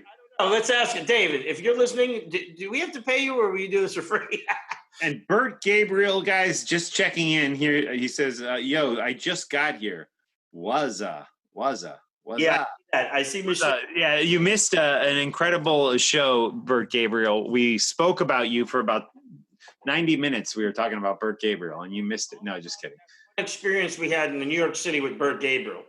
Yeah, I remember hanging out with him once in New York City. Too. I think he had a band for a while. I love it. Yeah, I wish I could scroll through comments, but I can't. I can. Really, I can. I don't know why. It allows me to. Before I thought I couldn't, but I can now scroll through them. Going way back. Audio sounds good. Somebody said it's 8 p.m. Friday night. Must be time for some talking metal. Cool. Rich Saint Van. Here, who have I not said hello to? Janie Smith, my aunt. Jeff Smith, great photographer. Matt Rankin, Rich Saint Van. I said he's got to come on the show. Patricia Baylog, my aunt. Thank you for watching. Kyle Gunderson. You got such a supportive family, man. None of my aunts are on here. None of my mom's not here. None of my family. I got 7 new text messages. David, Mike Masiello, Jonathan Aaron Sanchez, David Barnett, Ruby G, 86 more. Wow, we have 106 comments. Yeah, good stuff, man. Good stuff. It's always fun doing these. I want to say we do have some cool guests coming up on Talking Metal. We got Udo Dirkschneider. I'm trying to hook up Alice Cooper, and I think we're getting close. One of our guests that we've never had. I might even invite it. What if we got Alice Cooper to join us next Friday? We should get him on. Like, that would be amazing. Probably unlikely, but amazing. We'll try for it. Speaker, Mark, hold on once. I have a little speaker adjustment to make. Can you still hear me? I can, yep. Okay, I can't hear you, but I'm going to see if I can fix my speaker. Hello? It sounds like your mic cut out. You're like on the computer audio, which is fine. I'm ready to wrap it if you are.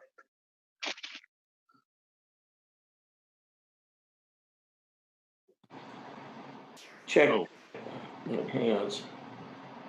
Oh, no. That's I meant the microphone, speaker.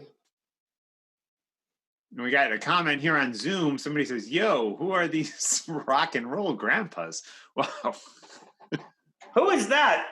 I hope that's somebody we know and not just is Fred O'Neill. I do not know. It's probably like it's probably Hollywood T. Jabbar. No, yeah. There was one time, there was this funniest thing. A comment popped up on my computer and I got in trouble for it. And it said, at Port 41, thinking of you. Do you know what Port 41 was? Remember that bar? Yeah. It said, at Port 41, wasted, thinking of you. And it appeared that it was from a girl, and it wasn't. It was from Gary. Like a whole scandal over that. And then I figured out who it was. But Port 41 was, what would you call that? A bikini bar or what? Bikini bar, yeah. Okay. And you know what's really funny about that? I'll tie it into heavy metal. Are bikini bars even allowed in New York anymore? What's that?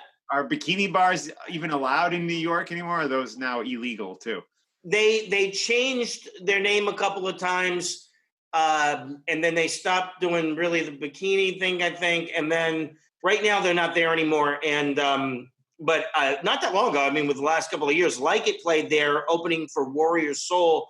And but what was funny is like they would book bands like Faster Pussycat to come in and play, and some of these bands would drink, and they thought they were drinking like for free, and then when they would go to get paid, like they would drink more than their pay was sometimes. So bands would be like, what's going on here? Where's our pay? And they're like, oh, well, you had like 30 drinks or something, you know. It was crazy. But yeah, that was a funny thing. But I love these comments. Udo is great. We're going to have Christopher from Accept, the drummer who also played with Gene Simmons and Ace Frehley, said that he wants to come on. So we'll see if he's available for next week. I'd love to get Mark Weiss on. I was texting back and forth with Mark Weiss. Mark Weiss. Oh, that'd be great. Yeah, he'd be great. Of course, the great photographer. He's got a new book out, The Decade That Rocked. I'm going to try to work on that. But if we could get Alice, or I know you're also working on Klaus Maney from the Scorpions, that would be amazing. And I still would love to get Rob Halford from Judas Priest on. And I think the only thing that's stopping me right now is that what basically listeners and viewers, we usually get people who are promoting something currently. and that's why we get them on, and or we just get like people that are our buddies. So he's got that book coming out. I don't know. Yeah, Chipster. Talk to Chip. Chip would hook that up. That would be good. Chipster, our good friend. But yeah, let's see who else. We got a lot of different people who tuned in tonight, and who left comments, and it's great. I just wish I knew how to scroll through the comments. It just doesn't work on my Facebook. I can see like 3 at a time. Kyle Gunderson, John Simpson. Yeah, we need to get Mark also from Accept.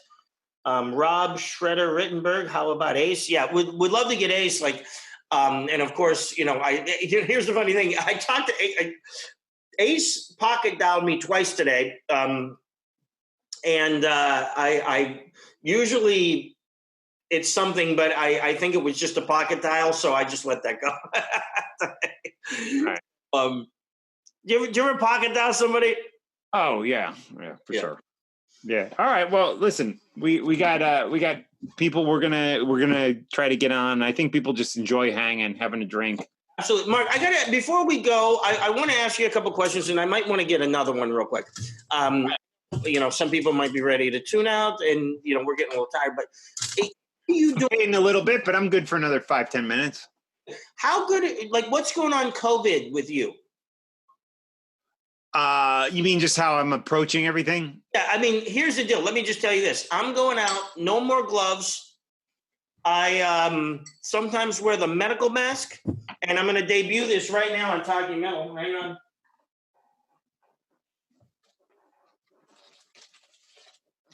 By the way, guys, Talking Metal masks. See, that's amazing. That is amazing. Who said that, Mark? This is the prototype. I'm gonna buy from a guy who's a friend of the show. I'm gonna actually get 10 of these made. Great. And I'm gonna sell them. And believe me, it's they're gonna probably. I'm looking at like $18 each. I don't know if that's a ripoff. I don't know if people will buy them, but I'm just trying to break even with them. And when some guy from New Zealand is like, send me one, it's like $50 to mail it. But here's I got 2 of these new masks. And Mac, Ace Frehley's bodyguard, I left one in his car the other day. Look at it. Oh, it's cool. Yeah, it's nice. So yeah, well, the thing is, so you asked me what's going on. I'm feeling better about things. I think New Jersey is looking really good. We're improving, and it's not like some of these other states where it's going up and down and up and down. I feel like we're kind of on the right track. I'm to the point where I'm much more comfortable going out to stores now. Of course, the stores do require you to wear a mask, which I don't have a problem with, but like when I go out and walk my dog, I put the mask in my pocket, and if I need it, I whip it out, but we're letting our kids have some play dates for the first time, which as a father just warms my heart to see them having friends again and not just talking on the screen and playing video games. Right. So they've been doing some play dates, and we encourage them to, social distance, but then on the other hand, they are kids. So like, what can you do? I mean, my kids were out with some of the neighborhood kids the other night, like bullying the girls in the neighborhood. And normally that would have made me mad, but I was like so happy because they were having fun doing it, and they're at that age where it's like, it's the girls versus the boys age, so it's just great to see. I'm glad they're getting normalcy. I mean, normal behavior, at least on the horizon. I know we don't know what the future holds, but so I don't know if that answers your question, John. But I'm going into King's and getting groceries now, where instead of just having them delivered, I go in and get a coffee. I went and got Grant a donut last Saturday. I'll probably do it again tomorrow. So it's I feel like it's baby steps, but I feel like we're going the right direction, at least me personally. Yeah, no, good for you, Mark. I've been probably doing a little more than even than that. In that I, for example, today I got on the light rail, which is like an overground subway for people who aren't from New York, and I took it to Hoboken. Then I took it back to Jersey City because I needed to get a different line. And the the people who worked on the system helped me. And I mean, I knew the system, but I didn't realize that like the schedules are all weird because of COVID. So I went back to Newport where I used to live. And then I went to what's called Tunley Avenue, which Mark and I know because we once walked the entire Tunley Avenue from a place called the Naval Base and AJ's. The Naval Base. Wow. I remember the name. Where was that located? AJ's was off Tunley Avenue. Oh, I know where AJ's was. I think it's still there, actually. But the Naval Base, I don't remember. It was, if you're on Tunley Avenue and you just kind of took a right, if you're going from Jersey City up, it was off. Like in Bergen, in like what was that? It was in the mid. If my recollection is correct, where the turnoff to AJ's was. The Naval Base was the opposite way. Like, so if you turn this way to go to AJ's, you went down Tunley Avenue and just made a right. And then But it was way up there, right? Yeah, way up top. Way up there, yeah. Yeah, okay. They had female mud wrestling there, so that'll give you an example of what Mark and I were doing back in the we weren't the wrestlers, but we were the spectators. Right. And did we witness mud wrestling there? No, I don't remember what we witnessed, but all I remember is at the end of the night, not one of us had $1 left, and we walked all the way from Tunley Avenue to Hoboken. Oh boy, I don't know why we're exposing these stories of our past, but I hope you're not getting a divorce after this one. Yeah, we gave all the money away. Let's just say. Right. For various reasons. Anyway, so that was a funny thing. So anyway, I take the light rail up to Tunley Avenue. Then I took an Uber and I went furniture shopping.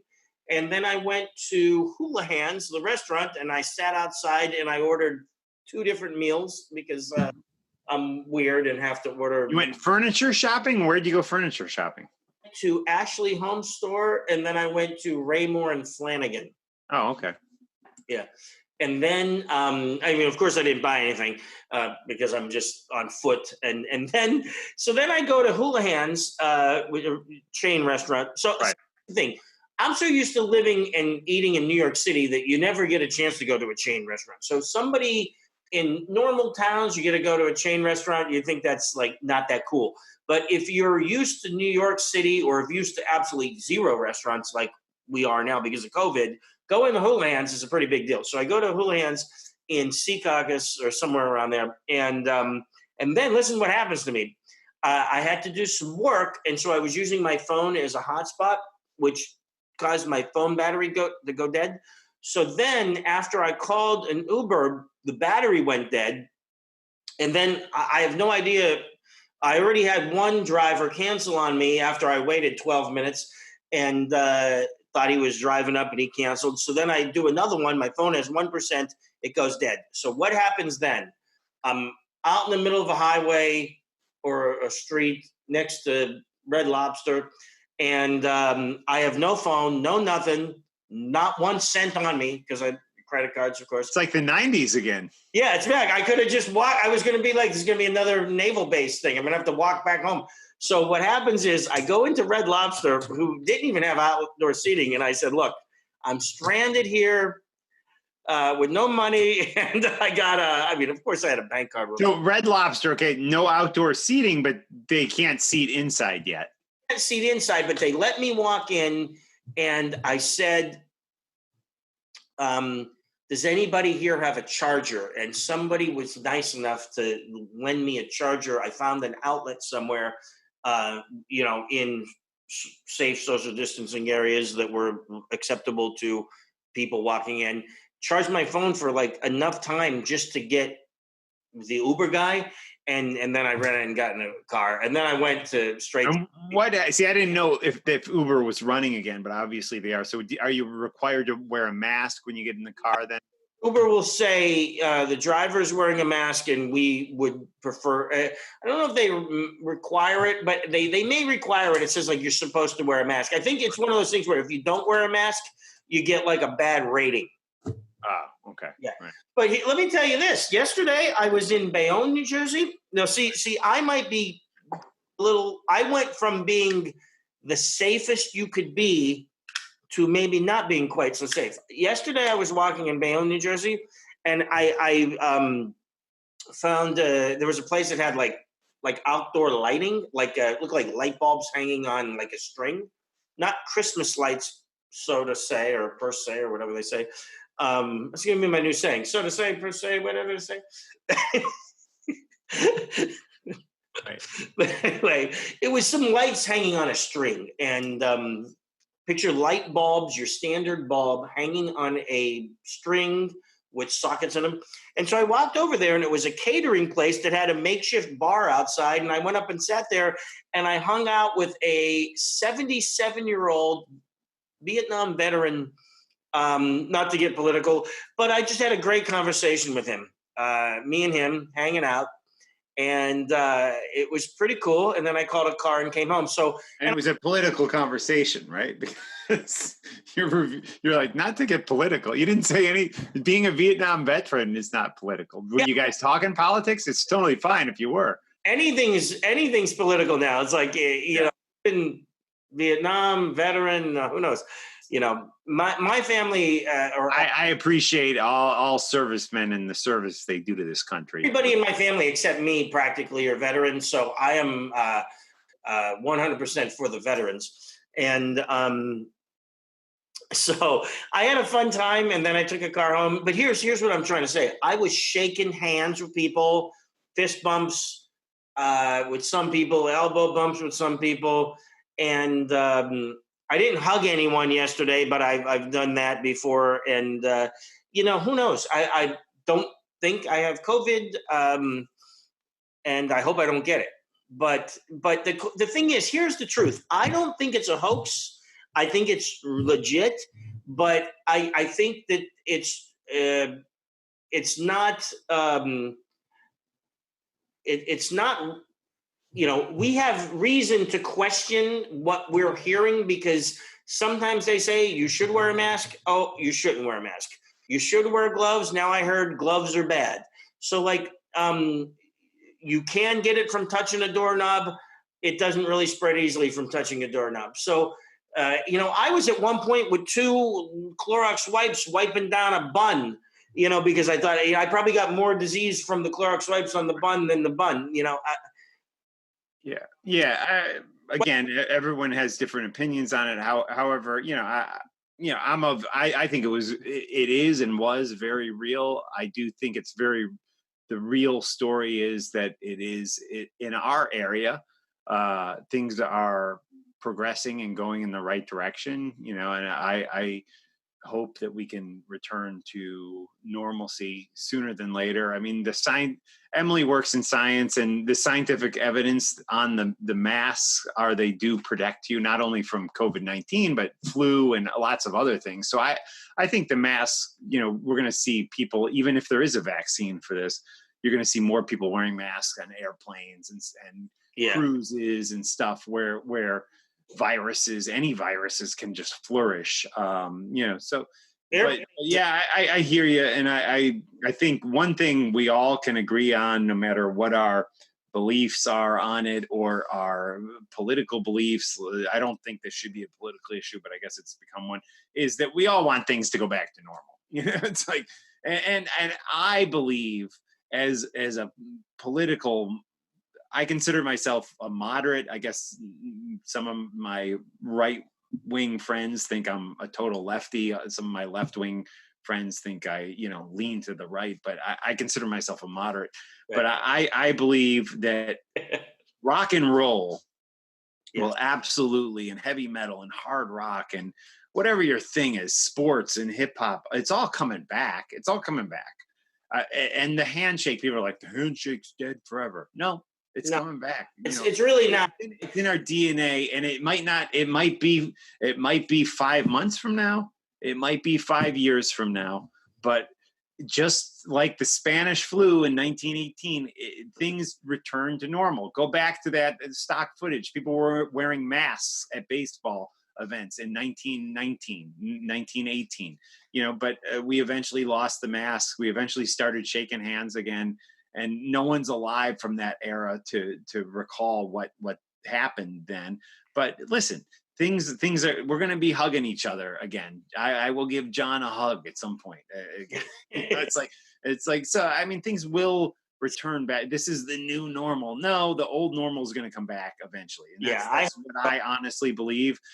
I'm not a prophet. I don't know if that's going to be in 5 weeks, 5 months, or 5 years. I don't know. But what I do know is that whether there's a vaccine, whether there's some sheep herd immunity to this, whether it kind of just fades away and vanishes altogether, I don't know. I really don't know. And I'm not one on either side who pretends to know everything, but I do believe in the human spirit and that we enjoy being out in crowds. We enjoy going to see a sporting event. We enjoy going to a wedding. We enjoy going to see a rock concert, and all that stuff is coming back. It's a weird time. I feel horrible. The girl next door who babysits our kids when we go out to dinner. I mean, like her graduation's canceled, her prom's canceled. She's graduating from high school. I feel really bad for people like that. My 5th grader, he was supposed to have a big graduation because he's leaving his school that he's been in for 3 years, and going to the next school. I feel sad about that, but I know it's all coming back. It is. I'll leave it at that. I believe it. And I'm in where I live here, guys, in Jersey City, New Jersey. A lot of places are open with outdoor seating.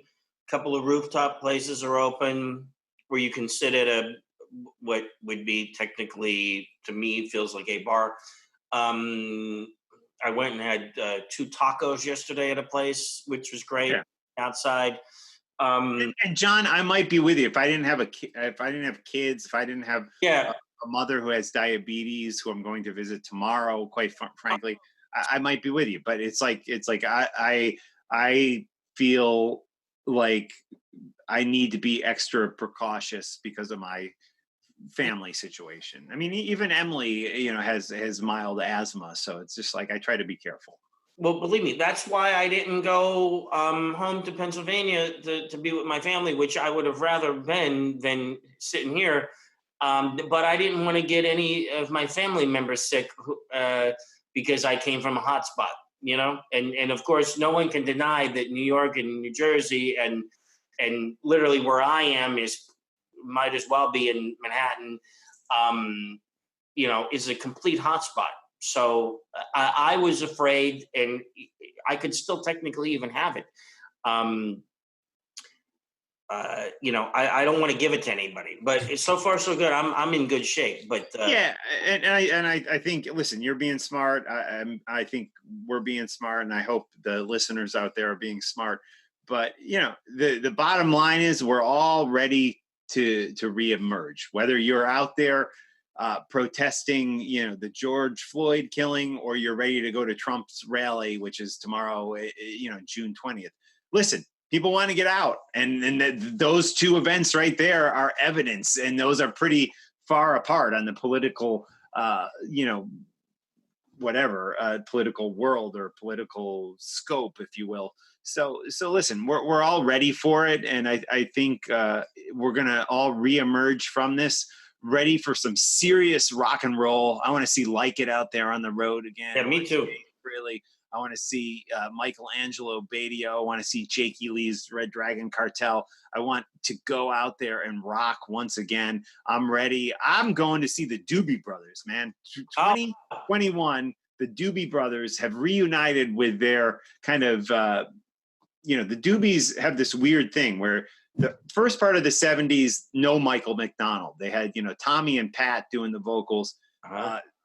Last half of the 70s was Michael McDonald with, What a Fool Believes and Taking It to the Streets and all those classics.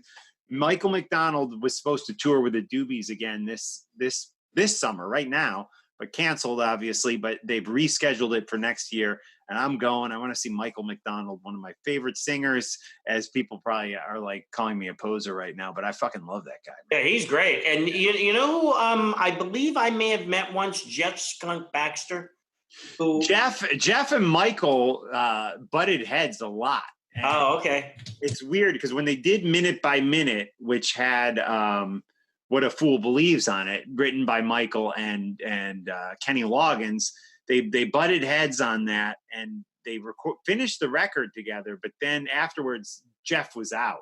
And when they won the Grammy and stuff, and Ted Templeman, who did, of course, Van Halen and many others, was up there giving the speech and stuff. They never, I don't think they thanked Jeff Skunk Baxter. So I'd be curious to hear if he's part of this quote unquote reunion tour or not. Cause I know him and Michael back in the 70s butted heads quite a bit. Michael always wanted it to go in that Steely Dan direction, cause he had been part of Steely Dan. Or not Michael, I'm sorry, Jeff did. But Michael was more of like a pop guy, so. Speaking of Steely Dan, I want to tie it back to Nightbob. Nightbob, one of the artists that he worked with more than anyone in his career was Steely Dan. And most recently, the last 10 or more years, Nightbob was, of Steely Dan's career, he was with those guys. Great stuff. Great music. Special thanks to everyone who joined us in the chat. John Simpson, we need a screaming metal gig to celebrate the end of quarantine. Hey, we had Dan Lorenzo on last week. I'm down. I'm down for sure. I want to see Sebastian Bach, says Bert Gabriel. Sherry says she loves Michael McDonald. Me too, Sherry. And Victor Ruiz says, what about Sticky Live? Sticky. How does Victor Ruiz know Sticky? That's great. That's you were talking about Sticky a couple episodes ago. You were like, he's a great drummer. Everyone Sticky. And I kind of was poking fun at you because I was like, well, I don't know that anybody knows what Sticky is. So. Yeah. Sticky was a great band. Sadly, singer of Sticky, Georgie Seville, has passed away. Now was he in Degeneration too? Degeneration as well. And he died? Really? Had no idea. Yeah, about something new. COVID? Rob from the Compulsions. Wait, Georgie Seville died of COVID-19? No, not of COVID. He passed away about a year ago. Oh, heroin?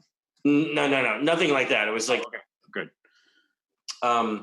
Do you know the Compulsions? The guy Rob Carlyle. He's a great dude. Rob Carlo. Yes. Yeah. Now, we were in a band together, Rob and I, for about 2 minutes. Yeah. Oh, I didn't know that. Yeah. He was on Talking Metal a couple of years ago. Yeah. Rob Carlyle. He's like in tight with Frank Ferrer from Guns N' Roses and Richard Fortus and all those guys. And yeah, if it's the same guy I'm thinking of, he became friends with Emily on social media, and she was like, "Oh, we should interview this guy." And I interviewed him, and he was like, I was in a band with your husband for a couple minutes. And wow. This guy Gideon. Do you remember that guy? Yeah. So I started jamming because I met him through you, I believe. Oh. And I was in a band with this guy Gideon. We never played a gig, but we rehearsed for a while. And I was a singer. I didn't play guitar. It was the first band. Like I was just stood up there with no guitar, just singing, which is awkward for me because I was got to hide behind a bass or a guitar. And at one point, Rob Carlyle, who was probably younger than me, came in, and he I think was playing guitar with us for a while, and we did 1 or 2 rehearsals with him. And his version of it, I don't really remember this that much, but his version of it is, then I quit, and I guess they continued on without me because I'd met some grunge guy from Bayonne, and they were more like a Black Crowes type of thing. And I met this guy who was like all like Pearl Jam and Alice in Chains and stuff. And I went and I joined up with him, I remember, for a while. And again, rehearsed and never played gigs with that band either. But wow. Yeah. So Rob, the reason I brought up Rob is Rob's a really cool guy, a great musician. And like I said, he's been in, I believe, different projects with either Richard Fortus or Frank Ferrer or both. Right. He posted a picture that I just thought was great the other day, and it was a tribute to Georgie Seville. And it said Georgie Seville, mother effer, and my own mother told me not to swear. So if I don't have to, I won't. And, but it was just a great shirt. And, Mike Lincoln was in the band with Georgie. I knew Georgie. Georgie was, I didn't know him that well, but we knew who each other were. And,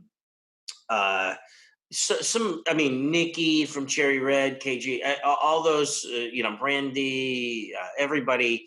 Georgie was like an important part of the New York music scene during the time we were, our gigs. And so it's just so sad. I'm not even really sure what happened, but it wasn't like a nefarious. I don't even know if I'm using that word correctly, but it wasn't like a weird thing. And so I believe that's been just about maybe a year ago. Maybe I'm off, but now, was he on those big records? Like, was he on No Lunch and stuff with Rick Ocasek? I think Georgie left before No Lunch came out, and Danny Sage and somebody else. I don't know. Stage and I believe Richard Bacchus were the guitar players, and then later on, even the late Todd Youth, who I can't believe is passed away. I mean, Todd Youth. We went to the were we at the Memorial? Yeah, together. Yeah, we were at that. Yep, it was packed. Yeah. And then we went to a bar around the corner afterwards. Yeah, and I mean, Todd Youth has been like, my mom knows Todd Youth. That was only, what was that? Early 2019. I think it was early 2019. Yeah, I mean, could have been late 2018, but I think it was early 2019. One of these days, I got to do my mom's brush with greatness, because she's had encounters with Phil Collins. She's had some encounters with, like I said, she's been hanging out with Todd Youth. She's hung out with Gene Simmons. She's one time, her and Brian Tishy and my dad went on a car ride together. Maybe Rob Bailey was in the car. I wasn't even in the car. Brian Tishy is, of course, legendary, in my opinion, drummer who's played with Ozzy Osbourne and Ace and a million other people on record and on stage. Foreigner. Yeah. Is Brian the drummer of Foreigner right now? Not right now, but he did play with them. Dead Daisies. Wasn't he part of Dead Daisies for a while? Yeah, I believe. Yeah, he was one of like 90 members of Dead Daisies. But yeah. So, but yeah, I we should get her on as a. You know how David Letterman used to have his mom come on every once in a while. We should get my mom on. She'll do like right on. Time I was talking to Gene Simmons and I was arguing about Elvis, and she had like a full on conversation with Gene. Cool. All right, dude. Let's kill it for tonight. Okay. You want to play one song to take us out? Did we play it? Yeah, we played. I think we played a related track, and we played Michael Angelo Batio. Yeah. What do you want to play? It's a good question.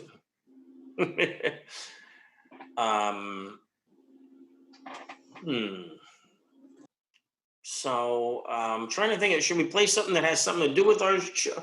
Why don't we play? I got it. I think it's available. Why don't we play Freight Train? Can we play that? Yeah, Freight Train by Nitro. Guys, thanks for joining us on Talking Metal. I got to go pee. Okay, thanks everybody. Have a great day. I didn't wear my glasses today. I forgot. They're over there. But all right, man. This is like Ostronomy unmasked. I'm going to leave the meeting. Okay, bye everybody. Have a great weekend. All right, thank you, John. We'll see. I got to go pee. Keep rocking. I don't even know how to end this.